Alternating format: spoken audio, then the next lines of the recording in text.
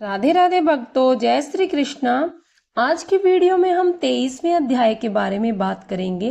श्री श्रुतदेव जी बोले, अब मैं इस पाप नाशक महात्म्य का वर्णन करता हूँ।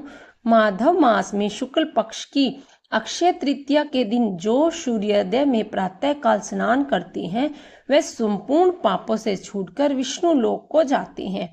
जो देवता, पितीश्वर और ऋषियों के निर्मित तर्पण करें, उसने संपूर्ण वेदादि शास्त्र पढ़ लिए, सब यज्ञ कर लिए, 100 श्राद्ध कर लिए।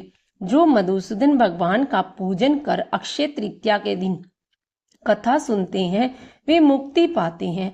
जो मधुसूदन भगवान की प्रसन्नता के लिए दान करते हैं वे मधुसूदन भगवान की आज्ञा से अक्षय फल देने वाले होते हैं। यह तिथि देवता, ऋषि, पितीश्वरों की है। इसमें सनातन धर्म करने पर देवता, पितीश्वर और ऋषियों की तृप्ति होती है।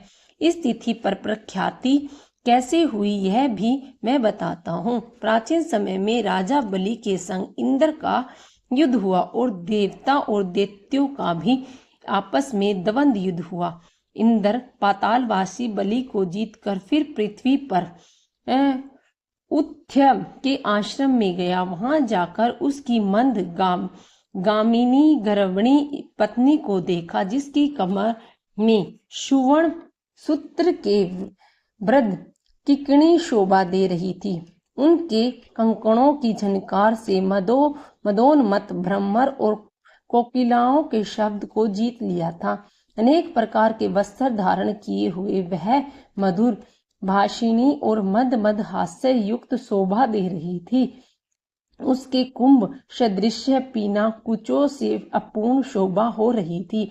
विकसित कमल के समान उसका मुख और नील के समान नेत्र थे। केतकी के उदय के समय पीत और मनोहर गालों वाली परिश्रम से श्वास भरती हुई दिनाक्षिणी पर्ण कुटी की ओर मुख किए हुई थी। उसके पर्यक पर शयन करती हुई देख इंद्र को मोह उत्पन्न हुआ और वह बलपूर्वक उस गर्भिणी स्त्री से भोग करने लगा। तब गर्भस्थ पिंड ने अपने गिरने के भय से दुखी होकर अपने पांव को योनि मार्ग को ढक लिया, जिससे इंद्र का वीर्य पृथ्वी पर ही गिर पड़ा। तब गर्भस्थ शिशु पर इंद्र को महाक्रोध हुआ और रोष के मारे तांबे जैसा लाल नेत्र करके श्राप दिया, हे दुर्बुद्धे, तूने पांव से योनि द्वार को रोका है, जिससे तू जन्मांग हो। तब दीर्घ महाम पांवों से वीर्य संचालक से जमांत के समान हुआ। इंद्र ऋषि के श्राप से भय से शीघ्र ही भागा। उसे भागते देख संपूर्ण शिष्य हंसने लगे। तब वह लज्जा के मारे पहाड़ की कदार में जा घुसा और वहां बैठकर उग्र तप करने लगा। जब इंद्र लज्जा के मारे कंदरा में जा घुसा तो राजा बलि और उसके साथ दैत्यगण गुप्त दूतों द्वारा भेद लेकर देवताओं पर आक्रमण करके अमरावतीपुरी दिक्पालों की विभूति व संभ्रादि तथा स्वामी सहित देवताओं के राज्य का बलपूर्वक भोग करने लगे। तो अग्नि आदि सब देवता अपने समक्ष रक्षक को न देख बृहस्पति के पास जा इंद्र का वृत्तांत पूछने लगे। हमारा स्वामी कहाँ है? स्वामी के बिना हमारे राज्यों पर दैत्यों ने आक्रमण किया है। हे विभो, बहुत दिन बीत गए हैं, इंद्र क्यों नहीं आते हैं? हे महाराज, हमें बताओ, जहाँ इंद्र हो हम वहीं जाकर प्रार्थना करें। इस प्रकार जब देवताओं ने पूछा तब बृहस्पति बोले, रसातल में बलि को जीतकर इंद्र उथ्य के आश्रम में गया और वहां जा उथ्य की स्त्री से बलपूर्वक संभोग किया। इस पर उसके शिष्यों ने बड़ी निंदा की, जिससे लज्जा के मारे वह स्वर्ग में नहीं आया और पर्वत की गुफा में घुस गया। वहीं पर सची रहित निवास करता है। बृहस्पति के ऐसे वाक्यों को सुनकर अग्नि और सब देवता इंद्र को ढूंढने की और प्रार्थना करने के लिए मेरु पर्वत की कंदरा में पहुंचे। कंदरा में बैठे हुए इंद्र को देख उनके बल वीर्य का प्रकाश करने वाले लोक विख्यात स्त्रोतों से उसे प्रसन्न करने लगे। हे इंद्र, हे सब देवताओं के स्वामी, तुमको नमस्कार है। तुम्हारे बिना हमको दैत्यों ने बड़ा क्लेश दिया है, जिससे वह हम स्थान भ्रम होकर दुख के मारे जगह जगह घूम रहे हैं। अतः तुम चलकर शत्रुओं का दमन करो। ऐसी स्तुति सुन इंद्र गुफा से बाहर आया। लज्जा के मारे नेत्र पृथ्वी की ओर कमर झुका कर देखने लगा। दुख के मारे कंठ भर आया, जिससे मुख से कुछ भी न कह सका। यह दशा देख बृहस्पति जी बोले, हे इंद्र, तू शंका क्यों करता है? संपूर्ण जगत कर्माधीन है। मान अपमान, सुख दुख, लाभ हानि, हार जीत सब पूर्ण जन्मार्जित कर्मों के अनुरोध से होता है। प्राणी कर्मों के अनुसार चलते हैं। देव योग से काल पाक दुख अपने आप उपस्थित होता है। बुद्धिमान मनुष्य दुख पड़ने पर कुछ चिंता नहीं करते और सुख से प्रसन्न नहीं होते। इसीलिए तुमको यह दुख प्रारंभ से ही मिला। हे इंद्र, इस दुख को पाकर तुम सोच करना उचित नहीं। गुरु की बात सुन इंद्र ने कहा, हे मानव, पर स्त्री गमन के दोष से मेरा बल, वीर्य, यस्त्र, मंत्र शक्ति, शास्त्र शक्ति, विद्या शक्ति सब नष्ट हो गई है। इन सब को खोकर मैं यहाँ गुप्त निवास कर रहा हूँ। इंद्र की बात सुनकर बृहस्पति सहित सब आपस में आपको फिर बल देने का विचार करने लगे। तब बृहस्पति जी कहने लगे, मधुसूदन भगवान के प्रिय, वैशाख माह की सभी तिथियां बड़ी पुण्य हैं। इसमें शुक्ल पक्ष की अक्षय तृतीया है।